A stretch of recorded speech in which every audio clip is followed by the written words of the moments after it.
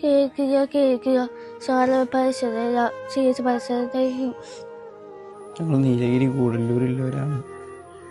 എൻ്റെ മോള് 13 വയസ്സായിക്കണ്. ഇവൾക്ക് കേൾവി ശക്തിയില്ല. 2 ചെവിക്കും 2 ചെവി ഓപ്പറേഷൻ ചെയ്യണമെന്നാണ് പറഞ്ഞിരിക്കുന്നത്. 20 ലക്ഷം രൂപ ചെലവുണ്ടതിന്.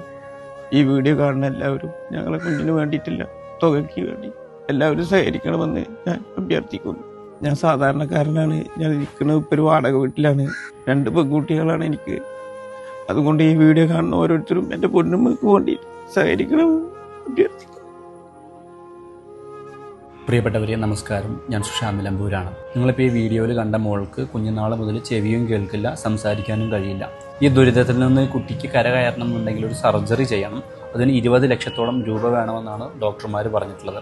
എന്നാൽ കൂലിപ്പണി ചെയ്ത് കുടുംബം നോക്കുന്ന കുട്ടിയുടെ അച്ഛനെ കൊണ്ട് ഈ സർജറിക്ക് ആവശ്യമായിട്ടുള്ള 20 ലക്ഷം രൂപ കണ്ടെത്താൻ കഴിയാത്തത് കൊണ്ടാണ് ഞാനിപ്പോൾ ഇത്തരത്തിലൊരു വീഡിയോയിൽ വന്നിട്ടുള്ളത്.